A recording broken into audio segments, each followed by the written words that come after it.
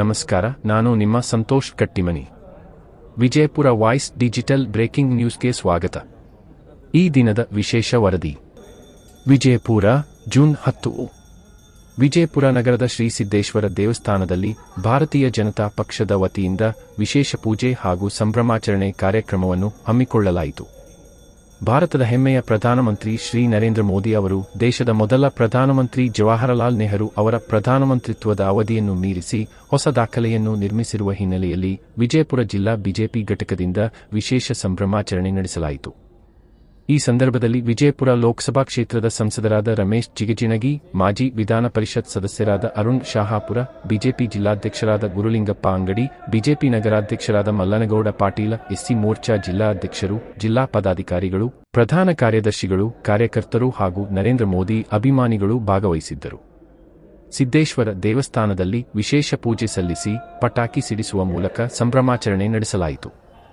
ಬಳಿಕ ಪತ್ರಿಕಾಗೋಷ್ಠಿಯನ್ನು ಉದ್ದೇಶಿಸಿ ಮಾತನಾಡಿದ ಸಂಸದ ರಮೇಶ್ ಜಿಗಜಿಣಗಿ ಅವರು, ಪ್ರಧಾನಿ ನರೇಂದ್ರ ಮೋದಿ ಅವರ ನಾಯಕತ್ವದಲ್ಲಿ ಭಾರತ ವಿಶ್ವಮಟ್ಟದಲ್ಲಿ ಹೊಸ ಎತ್ತರಕ್ಕೆ ಏರಿದ್ದು ಅಭಿವೃದ್ಧಿ, ಸುಶಾಸನ ಹಾಗೂ ರಾಷ್ಟ್ರೀಯ ಭದ್ರತೆಯಲ್ಲಿ ಐತಿಹಾಸಿಕ ಸಾಧನೆಗಳಾಗಿವೆ ಎಂದು ಹೇಳಿದರು. ಈ ವೇಳೆ ಬಿಜೆಪಿ ಮುಖಂಡರು ಹಾಗೂ ಕಾರ್ಯಕರ್ತರು ಪ್ರಧಾನಿ ನರೇಂದ್ರ ಮೋದಿ ಅವರ ಸಾಧನೆಗಳನ್ನು ಶ್ಲಾಘಿಸಿ ಅಭಿನಂದನೆ ಸಲ್ಲಿಸಿದರು. ಕ್ಯಾಮೆರಾ ಮ್ಯಾನ್ ಜೊತೆ ನಾನು ಸಂತೋಷ್ ಕಟ್ಟಿಮನಿ, ವಿಜಯಪುರ ವಾಯ್ಸ್ ಡಿಜಿಟಲ್, ವಿಜಯಪುರ. ನಮ್ಮ ಈ ವಿಶೇಷ ವರದಿ ನಿಮಗೆ ಇಷ್ಟವಾದರೆ ವಿಡಿಯೋವನ್ನು ಲೈಕ್ ಮಾಡಿ, ನಿಮ್ಮ ಸ್ನೇಹಿತರೊಂದಿಗೆ ಶೇರ್ ಮಾಡಿ ಹಾಗೂ ಕಾಮೆಂಟ್ ಮೂಲಕ ನಿಮ್ಮ ಅಭಿಪ್ರಾಯವನ್ನು ತಿಳಿಸಿ. ವಿಜಯಪುರ ಹಾಗೂ ಸುತ್ತಮುತ್ತಲಿನ ತಾಜಾ ಸುದ್ದಿಗಳು, ರಾಜಕೀಯ, ಸಾಮಾಜಿಕ ಮತ್ತು ಜನಪರ ವಿಷಯಗಳ ನಿಖರ ಮಾಹಿತಿಗಾಗಿ ನಮ್ಮ Vijayapura voice digital web news channel ಅನ್ನು ಸಬ್ಸ್ಕ್ರೈಬ್ ಮಾಡಿ. ನಿರಂತರವಾಗಿ ನೋಡುತ್ತೇವೆ ವಿಜಯಪುರ ವಾಯ್ಸ್ ಡಿಜಿಟಲ್. ಅವರಿಗೆ ಈ ಅಭಿನಂದನೆಗಳು ಸಲ್ಲಿಸುವ ಸಲುವಾಗಿ ನಮಸ್ಕಾರ. ಭಾರತೀಯ ಜನತಾ ಪಾರ್ಟಿ ವಿಜಯಪುರ ಜಿಲ್ಲೆ ವತಿಯಿಂದ ವಿಜಯಪುರದ ದೇವರಾದ ಶ್ರೀ ಸಿದ್ದೇಶ್ವರ ಹಬ್ಬಗಳಲ್ಲಿ ಸಿದ್ದೇಶ್ವರ ದೇವರಲ್ಲಿ ಪೂಜೆ ಮಾಡಿ ಹಾಗೂ ಈ ಸಂದರ್ಭದಲ್ಲಿ ಅಭಿನಂದನೆ ಸಲ್ಲಿಸಲು ಮೊಟ್ಟ ಮೊದಲನೇದಾಗಿ ಮನೋಗೌಡ ಪಾಟೀಲ್ ಅವರು ಅವರ 2 ಮಾತುಗಳನ್ನು ಆಡಬೇಕಂತ ಅವರೆಲ್ಲ ವಿನಂತಿ ಮಾಡ್ಕೊಳ್ತೀನಿ. बोलो भारत माता की साउंड जोर बरबेक्री ना. बोलो भारत माता की, ಭಾರತೀಯ ಜನತಾ ಪಕ್ಷಕ್ಕೆ, ನರೇಂದ್ರ ಮೋದಿ ಅವರಿಗೆ, ರಮೇಶ್ ಜಿಗಜಿಣಗಿ ಅವರಿಗೆ, ಸನ್ಮಾನ್ಯ ನರೇಂದ್ರ ಮೋದಿ ಅವರ 12 ವರ್ಷ ಆಡಳಿತದ ಈ ಒಂದು ಸುಸಂದರ್ಭದಲ್ಲಿ ಸನ್ಮಾನ್ಯ ನಮ್ಮ ಜಿಲ್ಲಾ ಅಧ್ಯಕ್ಷರ ನೇತೃತ್ವದಲ್ಲಿ ಭಾರತೀಯ ಜನತಾ ಪಾರ್ಟಿ ವಿಜಯಪುರ ಜಿಲ್ಲೆ ವತಿಯಿಂದ ಇವತ್ತು ಶ್ರೀ ಸಿದ್ದರಾಮೇಶ್ವರ ಆರಾಧ್ಯ ದೈವ ಶ್ರೀ ಸಿದ್ದರಾಮೇಶ್ವರ ಅವರ ದೇವಸ್ಥಾನದಲ್ಲಿ ಪೂಜೆಯನ್ನು ಸಲ್ಲಿಸುವುದರ ಮೂಲಕ ನಾವು ಈ ಕಾರ್ಯಕ್ರಮನ ಆಚರಣೆ ಮಾಡ್ತಾ ಇದ್ದೇವೆ. ಈ ಕಾರ್ಯಕ್ರಮದಲ್ಲಿ ಭಾಗವಹಿಸಿದಂಥ ಜಿಲ್ಲಾ ಅಧ್ಯಕ್ಷರಾದ ಶ್ರೀಯುತ ಗುರುಲಿಂಗಪ್ಪನ ಅಂಗಡಿ ಅವರೇ, 7 ಬಾರಿ ಲೋಕಸಭಾ ಸದಸ್ಯರಾಗಿ ನಮ್ಮ ಸಂಸದರ ರಮೇಶ್ ಜಿಗಜಿಣಗಿ ಸಾಹೇಬ್ರೆ, ಅರುಣ್ ಶಾಪುರ್ ಸಾಹೇಬ್ರೆ, ಪೂಜ್ಯ ಮಹಾಪೌರರಾದ MS ಕರಡಿ ಅವರೇ ಹಾಗೂ ಕಾರ್ಯಕ್ರಮದಲ್ಲಿ ಭಾಗವಹಿಸಿದಂಥ ಗೌರವಾನ್ವಿತ ಎಲ್ಲ ಪಕ್ಷದ ಪದಾಧಿಕಾರಿ ಬಂಧು ಭಗಿನಿಯರು, ಇವತ್ತು ಪ್ರಜಾಪ್ರಭುತ್ವದ ವ್ಯವಸ್ಥೆಯಲ್ಲಿ ಒಂದು ಇತಿಹಾಸ ಪುಟಗಳ ಸೇರುವಂಥ ಒಂದು ದಿನ. ಸನ್ಮಾನ್ಯ ನರೇಂದ್ರ ಮೋದಿ ಅವರು 12 ವರ್ಷಗಳ ಕಾಲ ಸುದೀರ್ಘ ಅತಿ ಹೆಚ್ಚು ಈ ದೇಶದ ಪ್ರಧಾನಮಂತ್ರಿಗಳಾಗಿ ಇವತ್ತು ಸೇವೆಯನ್ನು ಸಲ್ಲಿಸಿದಂಥ ದಿನ. ಬಂಧುಗಳೇ, ಕಳೆದ 12 ವರ್ಷಗಳ ಅವಧಿನಲ್ಲಿ ಭಾರತೀಯ ಜನತಾ ಪಾರ್ಟಿಯ ಸನ್ಮಾನ್ಯ ಶ್ರೀ ನರೇಂದ್ರ ಮೋದಿ ಸರ್ಕಾರ ಈ ದೇಶದಲ್ಲಿ ಆಡಳಿತಕ್ಕೆ ಬಂದ ನಂತರ ಅತಿ ಹೆಚ್ಚು ಕಾಶ್ಮೀರ ಹಿಡಿದು ಕನ್ಯಾಕುಮಾರಿವರೆಗೂ ಅಭಿವೃದ್ಧಿ ಕೆಲಸ ಕಾರ್ಯಗಳನ್ನ ಮಾಡಿ ದೀನ ದಲಿತರ, ಬಡವರ, ಮಹಿಳೆಯರ, ಯುವಕರ ಅತ್ಯಂತ ಅಭಿವೃದ್ಧಿಯನ್ನು ಮಾಡಿದಂಥ ಸರ್ಕಾರ ಯಾವುದಾದ್ರೂ ಅದು ನರೇಂದ್ರ ಮೋದಿಯವರ ಸರ್ಕಾರ ಅಂತೇಳಿ ಇವತ್ತು ದೇಶದಲ್ಲಿ ಎಲ್ಲರೂ ಕೂಡ ಮಾತನಾಡ್ತಾ ಇದ್ದಾರೆ. ಬಂಧುಗಳು, ನರೇಂದ್ರ ಮೋದಿಯವರು ಪ್ರಧಾನಮಂತ್ರಿಗಳಾದಂಥ ಸಂದರ್ಭದಲ್ಲಿ ಅವ್ರಿಗೇನು ಅನೇಕ ಸವಾಲುಗಳು ಬಂದು, ಕರೋನಾ ಅಂತ ಮಹಾಮಾರಿ ಬಂದರೂ ಕೂಡ ದೇಶದಲ್ಲಿ ಎಲ್ಲರಿಗೂ ಕೂಡ ಸುರಕ್ಷಿತವಾಗಿ ವ್ಯಾಕ್ಸಿನನ್ನು ಹಾಕಿ ಎಲ್ಲರಿಗೂ ಕೂಡ 81 ಕೋಟಿ ಜನರಿಗೆ ಬಡವರಿಗೆ ಉಚಿತ ಆಹಾರವನ್ನು ಹಂಚಿ ಇವತ್ತು ಸಾಕಷ್ಟು ಅಭಿವೃದ್ಧಿ ಕೆಲಸ ಕಾರ್ಯಗಳನ್ನ ಮಾಡಿದ್ರು. ಬಂಧುಗಳೇ, ಕಟ್ಟ ಕಡೆ ವ್ಯಕ್ತಿಗೂ ಕೂಡ ಒಳ್ಳೆಯ ರೀತಿಯಲ್ಲಿ ಸೌಲಭ್ಯ ಸಿಗಬೇಕು, ಕೇಂದ್ರ ಸರ್ಕಾರದ ಯೋಜನೆ ದೊರೆಯಬೇಕು ಅಂತಕ್ಕಂಥ ರೀತಿಯಲ್ಲಿ ಕೆಲಸ ಕಾರ್ಯಗಳನ್ನ ಮಾಡಿದರು.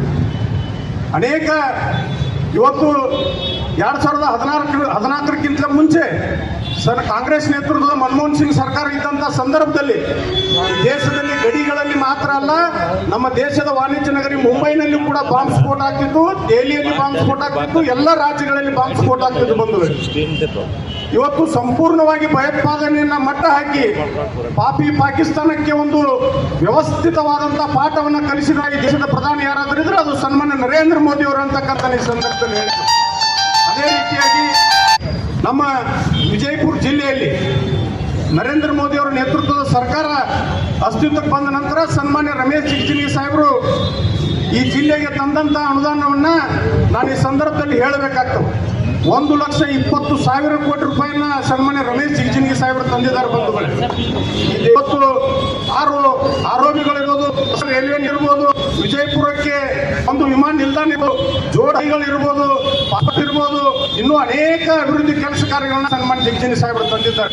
ಇವತ್ತು ರಾಷ್ಟ್ರೀಯ ಹೆದ್ದಾರಿಗಳ ಸೋಲಾಪುರ ಚತುಷ್ಪಥ ಹೆದ್ದಾರಿ ಇರ್ಬೋದು, ಚಿಕ್ಕೋಡಿ ಬೀದರ್ ಹೆದ್ದಾರಿ ಇರ್ಬೋದು, ವಿಜಯಪುರ ಹುಬ್ಬಳ್ಳಿ ಇರ್ಬೋದು, ಈ ಎಲ್ಲ ಹೆದ್ದಾರಿಗಳನ್ನ ಈ 12 ವರ್ಷ ಅವಧಿಯಲ್ಲಿ ನರೇಂದ್ರ ಮೋದಿ ಅವರ ಸರ್ಕಾರ ನೇತೃತ್ವದಲ್ಲಿ ರಮೇಶ್ ಜಿಗಜಿಣಗಿ ಸಾಹೇಬರು ತಂದಿದ್ದಾರೆ ಅಂತ ಹೇಳಿ ಬಯಸ್ತೀನಿ. ಜೊತೆಗೇನೆ ನಿಮ್ಗೆಲ್ರಿಗೂ ಕೂಡ ಇದೇ ಸಂದರ್ಭದಲ್ಲಿ ಇನ್ನೊಂದು ನಾನು ಸಂತೋಷದ ವಿಷಯವನ್ನ ಹೇಳ್ತೇನೆ. ಅದೇನಪ್ಪಾ ಅಂತಂದ್ರೆ ವಿಜಯಪುರಕ್ಕೆ ಔಟರ್ ರಿಂಗ್ ರೋಡ್ ಸ್ಯಾಂಕ್ಷನ್ ಆಗ್ಯದು 150 ಕೋಟಿ ರೂಪಾಯಿ. ಅದನ್ನು ಕೂಡ ನಮ್ಮ 170 ಕೋಟಿ ರೂಪಾಯಿ ಅದನ್ನು ಕೂಡ ಸನ್ಮಾನ್ಯ ನರೇಂದ್ರ ಮೋದಿ ಅವರ ಮುಂದೆ ಕುಂತು ಜಿಗಜಿಣಗಿ ಸಾಹೇಬ್ ಮಾಡ್ಕೊಂಡು ಬಂದಿದ್ದಾರೆ ಅಂತ ನಾನು ಭಾಳ ಹೆಮ್ಮೆಯಿಂದ ಹೇಳ್ತೀನಿ. ಬರುವಂತಹ ದಿನಮಾನಗಳಲ್ಲಿ ನಾವೆಲ್ಲರೂ ಪದಾಧಿಕಾರಿಗಳು ಈ ಜಿಲ್ಲೆಯಲ್ಲಿ ಮತ್ತೆ ಭಾರತೀಯ ಜನತಾ ಪಾರ್ಟಿಯನ್ನು ಅತ್ಯಂತ ಗಟ್ಟಿಯಾಗಿ ಕಟ್ಟಿ ಬರುವಂತಹ ವಿಧಾನಸಭಾ ಚುನಾವಣೆಯಲ್ಲಿ ಅತಿ ಹೆಚ್ಚು ಭಾರತೀಯ ಜನತಾ ಪಾರ್ಟಿ ಶಾಸಕರನ್ನ ಆಯ್ಕೆ ಮಾಡಿ ಮುಂದೆ ನಮ್ಮ ರಾಜ್ಯದಲ್ಲಿ ಮತ್ತೆ ಭಾರತೀಯ ಜನತಾ ಪಾರ್ಟಿ ನರೇಂದ್ರ ಮೋದಿ ಅವರ ನೇತೃತ್ವದಲ್ಲಿ ಸನ್ಮಾನ್ಯ ಜಿಗಜಿಣಗಿ ಸಾಹೇಬರ ನೇತೃತ್ವದಲ್ಲಿ ಬರ್ತದೆ ಅನ್ನುವಂಥ ಮಾತನ್ನು ಈ ಸಂದರ್ಭದಲ್ಲಿ ಹೇಳಿ ನಾನು 2 ಮಾತು ಮುಗಿಸ್ತೇನೆ. ಜೈ ಹಿಂದ್, ಜೈ ಕರ್ನಾಟಕ.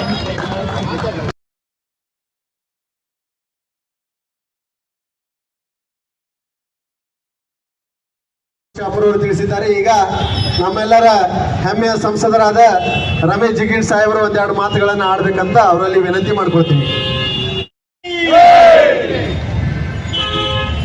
ಇವತ್ತು ಅತ್ಯಂತ ನಮ್ಮೆಲ್ಲರ ಅದೃಷ್ಟ ದಿವಸ ಅಂತೇಳಿ ನಾನು ಭಾವಿಸ್ಕೊತೀನಿ. ಅದು ನಮ್ಮ ಪೂಜ್ಯ ಸಿದ್ದೇಶ್ವರ ಸ್ವಾಮೀಜಿಯವರ ನೆನೆಸ್ಕೊಂಡು ಅವರ ಚರಣ ಕಮಲಗಳಿಗೆ ನಮಸ್ಕರಿಸಿ ಇವತ್ತು ಇಲ್ಲಿ ಬಂದಿರತಕ್ಕಂಥ ನಮ್ಮ ಪಕ್ಷದ ಅಧ್ಯಕ್ಷರು, ಪಕ್ಷದ ಹಿರಿಯರು, ತರುಣ ಮಿತ್ರರು, ಶ್ರದ್ಧೆಯ ಸಹೋದರಿಯರು, ಪತ್ರಿಕಾ ಬಂಧುಗಳು, ಇದು 12ನೇ ವರ್ಷದ ನರೇಂದ್ರ ಮೋದಿ ಅವರ ಒಂದು ಸಾಧನೆಯ ಬಗ್ಗೆ ಬಹಳ ಚೆನ್ನಾಗಿ ಅರುಣ್ ಚಾಪೂರ್ ಅವರು, ನಮ್ಮ ಮಲ್ಲುಗೌಡರು ಬಹಳ ಚೆನ್ನಾಗಿ ಹೇಳ್ಯಾರ. ಆದರೆ ಎದರಲ್ಲಿ ಕಡಿಮೆ ಬಿದ್ದದ್ರಿ 12 ವರ್ಷದಲ್ಲಿ 70 ವರ್ಷ ಈ ದೇಶ, 60 ವರ್ಷ ಈ ದೇಶ ನಡೆಸಿ ಏನೇನು ಮಾಡಿದ್ರೇನ್ರಿ ಈ ದೇಶಕ್ಕೆ ಹೇಳ್ರಿ ನೋಡೋಣ. ಒಂದೆಡೆ ಬಿಜಾಪುರ ರೋಡ್ ಖಂಡಿತ ವಾಜಪೇಯಿ ಅವ್ರು ಬಂದ ಮೇಲೆ ಸೊಲ್ಲಾಪುರ ಚಿತ್ರದುರ್ಗ ರೋಡ್ ಆಯ್ತು ವಿನಃ ಅವ್ರ ಅಪ್ರಾಣಿ ಒಂದು ಕೆಲಸನೂ ಕೂಡ ಅವ್ರು ಯಾವುದೂ ಮಾಡಲಿಲ್ಲ. ಆದ್ರೆ ಡುಬ್ಬ ಚಪ್ಪರಿಸ್ಕೋತಾರ, ನಾವು ಭಾಳ ಮಾಡಿದೆವು ಏನು ಮಾಡಿದ್ರಿಪ್ಪ? ಅವ್ರು ಹೇಳಿದ್ರಲ್ಲ, ಏನು ಕರೋನಾ ಸಂದರ್ಭದಲ್ಲಿ ಒಂದು ವೇಳೆ ಭಾರತೀಯ ಜನತಾ ಪಕ್ಷ ಮೋದಿ ಅವರು ಇರದೇ ಇದ್ದಿದ್ರೆ ರಸ್ತೆ ಹೆಣಗಳು ಬೀಳ್ತಿತ್ತು ಅಂತಕ್ಕಂಥದ್ದು ಬಹಳ ಸ್ಪಷ್ಟವಾಗಿ ಈ ಸಂದರ್ಭದಲ್ಲಿ ನಾನು ಹೇಳಲಿಕ್ಕೆ ಬಯಸ್ತೀನಿ. ಯಾಕಂತಂದ್ರೆ ಅವ್ರಿಗೆ ಯಾರ ಬಗ್ಗೆನೂ ಕಾಳಜಿ ಇಲ್ಲ. ದೀನ ದಲಿತರ ಬಗ್ಗೆ, ಮುಸ್ಲಿಮರ ಬಗ್ಗೆ, ಹಿಂದುಳಿದವ್ರ ಬಗ್ಗೆ. ಆದರೆ ಏನು ವೋಟ್ ಬ್ಯಾಂಕ್ ಮಾತ್ರ ಬೇಕು, ತಿಳಿಯಂಗಿಲ್ಲ ಈ ಮಂದಿಗೆ. ನಾವು ಎಷ್ಟು ತಿಳಿಸಿ ಹೇಳೋದು ತಿಳಿಯಲ್ತು. ನೋಡ್ರಿ, ಇವತ್ತು ನರೇಂದ್ರ ಮೋದಿ ಅವರು ಇವರು ಒಬ್ಬ ಅದೃಷ್ಟ ಪುರುಷ ಈ ದೇಶಕ್ಕೆ. ಜಗತ್ತಿನಲ್ಲಿ ಅತ್ಯಂತ ನೋಡ್ರಿ, ನಾವೆಲ್ಲ ಕಷ್ಟದಾಗಿದ್ದಾಗ ನಮ್ಮ ಮ್ಯಾಲ ಪಾಕಿಸ್ತಾನ ಮತ್ತೊಬ್ರು ಹಮಲ ಮಾಡಿದಾಗ ನಮಗೆ ಯಾರೂ ಕೂಡ ನಮಗೆ ಸಹಾಯ ಮಾಡ್ಲಿಕ್ಕೆ ಬರಲಿಲ್ಲ. ಆದರೆ ನರೇಂದ್ರ ಮೋದಿ ಅವರು ತಾವು ಸ್ವಂತಕ್ಕೆ ಶೂರರಾಗಿ ಅವ್ರನ್ನೆಲ್ಲ ಹೆದರ್ಸ್ತಕ್ಕಂಥ ಕೆಲಸ ನರೇಂದ್ರ ಮೋದಿ ಅವರು ಮಾಡ್ಯಾರ. ಒಂದಲ್ಲ ಎರಡಲ್ಲ, ಆರ್ಥಿಕ ಪರಿಸ್ಥಿತಿ, ವೈಜ್ಞಾನಿಕ, ಆಮೇಲೆ ಎಲ್ಲಿ ಯಾವ ರೋಡು, ರೈಲ್ವೆ, ಆಮೇಲೆ ಟ್ರಾನ್ಸ್ಪೋರ್ಟೇಷನು ಯಾವುದು ಒಂದೇ ಎರಡ್ರಿ. ಆಮೇಲೆ ಜನರ ಆರೋಗ್ಯ ಹೇಳ್ರಿ, ಹೆಣ್ಣು ಮಕ್ಕಳಿಗೆ ಬೇಕಾಗತಕ್ಕಂಥದ್ದು ಯಾವುದು ಇದು ಎಂಥದ್ದು ಇಲ್ಲ ಅನ್ನೋದಿಲ್ಲ. ದೇಶಕ್ಕೆ ಬೇಕಾಗಿರ್ತಕ್ಕಂಥ ಎಲ್ಲ ವ್ಯವಸ್ಥೆಯನ್ನ ಪ್ರಧಾನಮಂತ್ರಿಗಳು 12 ವರ್ಷಗಳಲ್ಲಿ ಆ ಕೆಲಸವನ್ನು ಮಾಡಿದ್ದಾರೆ ಅಂತಕ್ಕಂಥ ಮಾತವನ್ನು ಅತ್ಯಂತ ಸಂತೋಷದಿಂದ ಈ ಸಂದರ್ಭದಲ್ಲಿ ನಾನು ಹೇಳಲಿಕ್ಕೆ ಬಯಸ್ತೇನೆ. ನಮ್ಮ ಅದೃಷ್ಟ ನರೇಂದ್ರ ಮೋದಿಯವರಂಥ ನಾಯಕತ್ವದಲ್ಲಿ ನಾನು ಒಬ್ಬ ಲೋಕಸಭಾ ಸದಸ್ಯನಾಗಲಿಕ್ಕೆ ನೀವೆಲ್ಲರೂ ಜಿಲ್ಲೆಯ ಜನ ಸಹಾಯ ಮಾಡಿದ್ರಿ ಅಂತಕ್ಕಂಥ ಮಾತನ್ನು ಈ ಸಂದರ್ಭದಲ್ಲಿ ಬಹಳ ಸಂತೋಷದಿಂದ ನಾನು ಹೇಳಲಿಕ್ಕೆ ಬಯಸ್ತೇನೆ.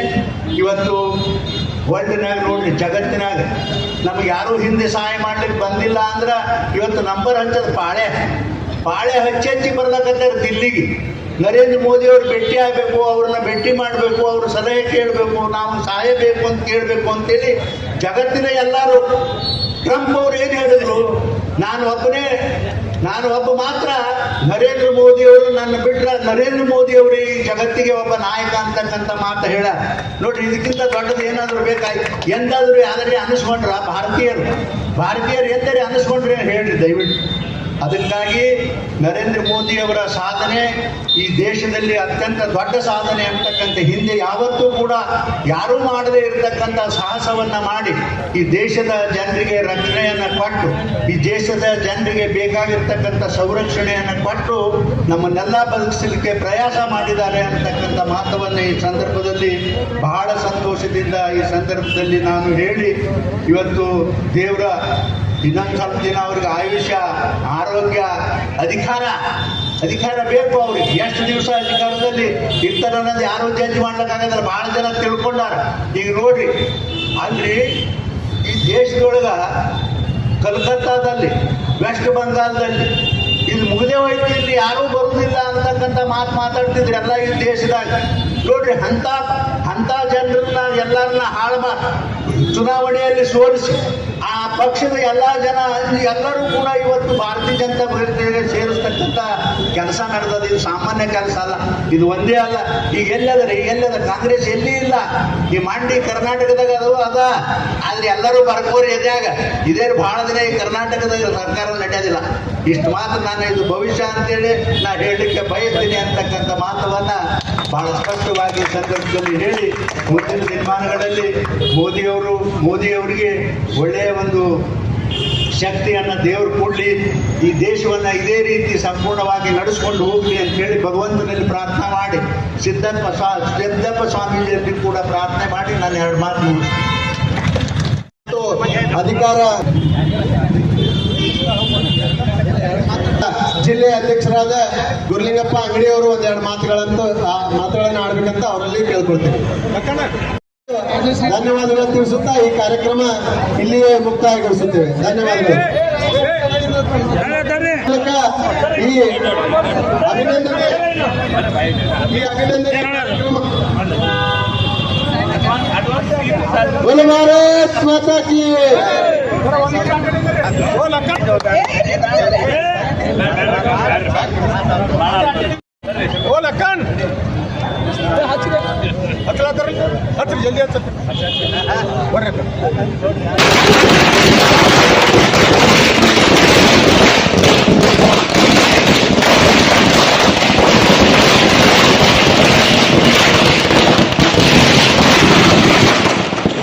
जल्दी बोलो भारत माता की, ನರೇಂದ್ರ ಮೋದಿ ಅವರಿಗೆ.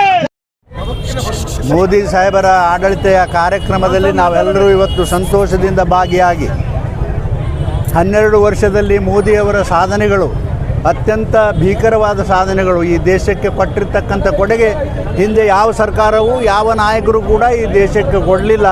ಅಂತಹ ಒಂದು ಸಾಧನೆಯನ್ನು ಮಾಡಿರ್ತಕ್ಕಂಥ ಏಕೈಕ ಪುರುಷ ನರೇಂದ್ರ ಮೋದಿಯವರು ಅಂತಕ್ಕಂಥ ಮಾತವನ್ನು ಹೇಳಿ, ದೇಶಕ್ಕೆ ಏನು ಬೇಕು ಎಲ್ಲನೂ ಕೊಟ್ಟರು. ರೋಡ್ ಕೊಟ್ಟರು, ರೈಲ್ವೆ ಕೊಟ್ಟರು, ಟ್ರಾನ್ಸ್ಪೋರ್ಟೇಷನ್ ಕೊಟ್ಟರು.